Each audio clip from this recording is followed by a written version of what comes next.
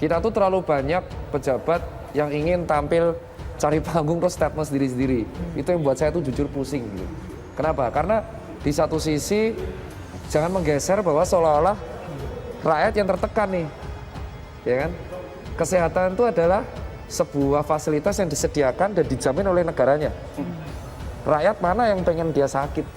Pengennya dia cari uang, sehat selalu, aman. Nah, tapi digeser seolah-olah kita yang tertekan di sini itu malah kalau lu mau sehat ya lu harus kayak gini. Ya emang bener. Tapi kita harus kembalikan lagi bahwa kesehatan itu adalah hak segala rakyat. Makanya satu, vaksin ini jangan digeser seolah-olah semua warga wajib. Vaksin itu hak. Jadi warga berhak mendapatkan vaksin paling aman dong. Dan kedua, soal PSBB, warga juga harus dijamin kegiatan ekonominya, apalagi yang kaum bawah nih, dan tetap aman. Gimana caranya tetap aman? Yaitu karya pemerintah. Rakyat dilarang gugat pemerintah jika tewas setelah divaksin. Sungguh biadab sekali kau, Jo. Rakyat kalian jadikan kelinci percobaan. Vaksin yang belum terbukti ya efektivitasnya, ya termasuk kita di tanah air juga masih melaksanakan uji klinis tahap 3, kok berani-beraninya diberikan pada tenaga kesehatan gitu.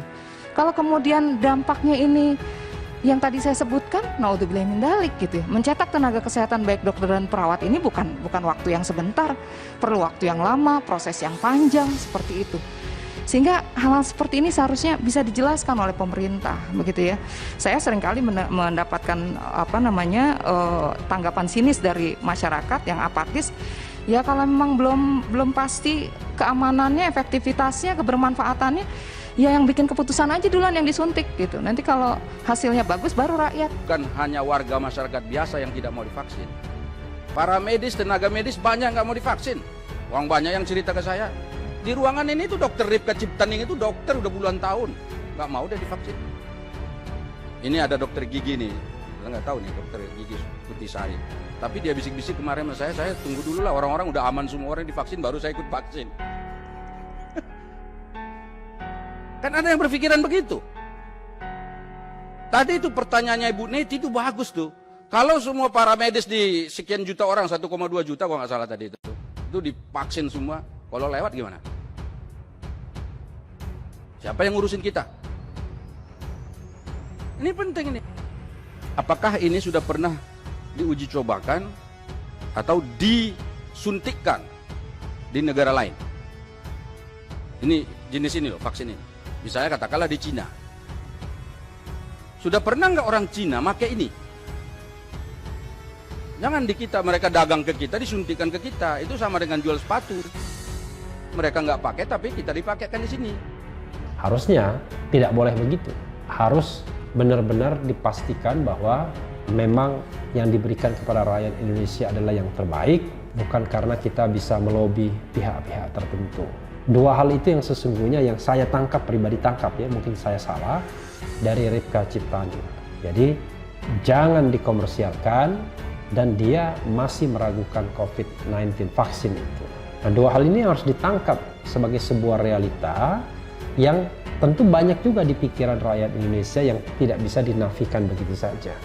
Banyak orang merasa takut divaksin karena bukan merasa safe, malah takut terjadi efek samping yang tidak diinginkan. Apalagi berita tentang Sinovac itu ya tidak terlalu baik juga misalnya keunggulannya dibandingkan vaksin lainnya. Ini yang harus ditangkap oleh pemerintah agar jangan apa-apa pemerintah bicara tentang pendekatan pidana ya, atau pendekatan denda. Toh rakyat ingin dilindungi oleh negara, bukan diancam oleh negara.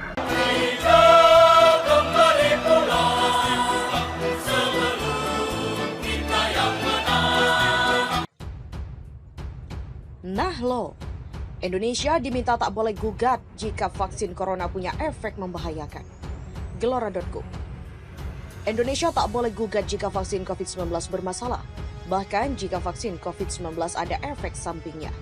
Hal itu dikatakan Direktur Utama PT Bio Farma Hanesti Basir. Itulah yang menyebabkan pemerintah belum bisa menyepakati pembelian vaksin COVID-19 dari perusahaan Pfizer-BioNTech. Kesepakatan dengan Pfizer-BioNTech itu terkendala permohonan perusahaan asal AS itu. Pfizer meminta dibebaskan secara hukum jika nanti vaksin COVID-19 buatannya ternyata memiliki efek samping yang membahayakan. Begitulah kata Harnesti saat rapat kerja dengan Komisi 9 DPR RI secara virtual. Sebelumnya pemerintah mengatakan sudah melakukan finalisasi pembelian vaksin sebanyak 50 juta dosis dari Pfizer.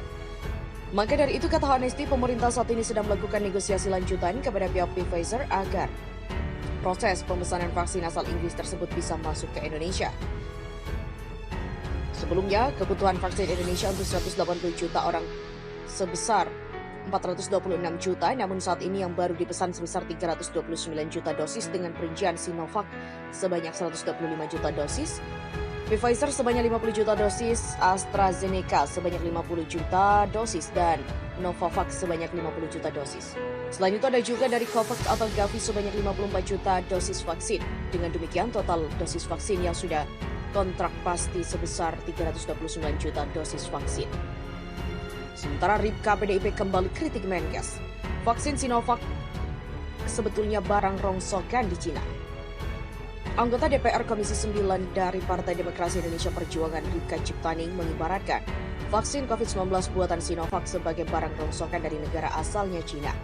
Menurutnya, masyarakat Cina justru tidak menggunakan vaksin virus corona tersebut. Kebetulan saya juga banyak teman di Cina, sebetulnya Sinovac ini istilahnya apa? Barang rongsokan. Buat di sana, orang Cina sendiri sudah jarang pakai vaksin Sinovac. Begitulah kata Ripka dalam rapat kerja Komisi 9 bersama dengan Menteri Kesehatan, Kepala BPOM, dan Direktur Utama PT Bio Farma Persero. Sinovac merupakan vaksin COVID-19 yang digunakan pada program vaksinasi perdana di Indonesia yang dimulai hari ini. Pemerintah telah mendatangkan sebanyak 3 juta dosis vaksin Sinovac dan 15 juta dosis dalam bentuk bahan baku atau pool. Pada program vaksinasi ini, Presiden Joko Widodo merupakan orang yang pertama kali disuntik vaksin Sinovac. Dalam rapat itu, Ripka juga mengomentari pemberian vaksin perdana kepada kepala negara. Menurutnya, pemerintah harus memastikan keamanan vaksin Sinovac. Pasalnya, akses masyarakat kepada fasilitas kesehatan sudah sangat terbatas di masa pandemi jika dalam skema terburuk terjadi hal yang tidak diinginkan. Tadi bilang jika Jokowi menjadi contoh demonstratif begitu, disuntik sebagai orang pertama. Kita semua tahu jika misalnya itu benar Sinovac, tapi jika ada apa-apa kepada Jokowi, dokter yang mengikuti beberapa rumah sakit siap, tapi nanti warga yang di ujung sana, orang yang kena COVID saja susah mencari rumah sakit dan bisa saja itu bukan Sinovac yang dikasih. Dan kita tidak tahu semuanya, jangan ada dusta di antara kita. Selain Jokowi, ada sejumlah peserta lain pada pemberian vaksin tahap perdana ini yang berasal dari tokoh masyarakat dan perwakilan dari semua lapisan masyarakat. Beberapa di antaranya Ketua ID Daeng M. Fakih, Sekjen MUI, dan perwakilan dari Muhammadiyah Amir Syah Tambunan. Selebriti yang mewakili anak muda Raffi Ahmad, ada pula golongan pengusaha yang merupakan Ketua Kadin Indonesia Rosan Ruslani, hingga perwakilan buruh Agustini Setiorini, dan sebagainya. Pada rapat kerja Komisi 9 DPR RI Selasa 12 Januari, Riba secara tegas menolak untuk divaksin COVID-19. Dia mengaku memilih membayar denda ketimbang disuntik vaksin COVID-19. Ripka meragukan vaksin tersebut. Rapat itu dihadiri oleh Menteri Kesehatan Budi Gunadi Sadikin, Kepala BPOM Penny Lukito, dan Direktur PT Bio Farma Persero Harnesti Bashir. Sementara Badan Pengawas Obat dan Makanan atau BPOM resmi mengeluarkan izin penggunaan darurat atau Emergency Use Authorization vaksin Sinovac pada Senin 11 Januari. Izin penggunaan itu dikeluarkan setelah hasil evaluasi BPOM menunjukkan bahwa Sinovac memiliki efikasi sebesar 65,3%. Angka tersebut dianggap sesuai dengan standar atau ambang batas efikasi yang ditetapkan Organisasi Kesehatan Dunia atau WHO, yakni minimal 50%. Terkait dengan hal itu, Jokowi divaksin pertama Ripka PDIP. Jangan ada dusta, bisa saja itu bukan Sinovac. Anggota Komisi 9 DPR dari PDIP Ripka Ciptaning berpendapat, bisa saja cairan yang disuntikan kepada Presiden Jokowi dan sejumlah tokoh lainnya pada Rabu 13 Januari bukanlah vaksin buatan Sinovac. Dugaan itu dilontarkan Ripka dalam rapat kerja dan rapat dengar pendapat lanjutan Komisi 9 DPR RI bersama dengan Menteri Kesehatan Budi Gunadi Sadikin, Kepala Badan Pengawas Obat dan Makanan BPOM Penny Lukito, dan Direktur Utama PT Bio Farma Harnesti Bashir pada Rabu 13 Januari. Di sisi lain, Ripka melanjutkan, Jokowi tidak bakal mengalami kesulitan jika ditemukan masalah ke depan imbas dari suntikan tersebut. Pasalnya, Jokowi bersama tokoh lainnya dilengkapi dengan fasilitas kesehatan masyarakat yang prima. Sikap itu disampaikan Ripka berlatar pada pengalamannya saat penjabat Ketua Komisi 9. Saat itu dia mengingat terdapat sejumlah vaksin yang ditemukan bermasalah dan berdampak buruk pada kesehatan masyarakat. Seperti diketahui, Presiden Jokowi telah disuntik vaksin COVID-19 Sinovac pada Rabu, 13 Januari 2021 oleh tim dokter kepresidenan. Sebelum menjalani vaksinasi, tim medis terlebih dahulu melakukan pemeriksaan terhadap kondisi kesehatan Presiden Jokowi, seperti mengecek tekanan darah dan juga suhu tubuh.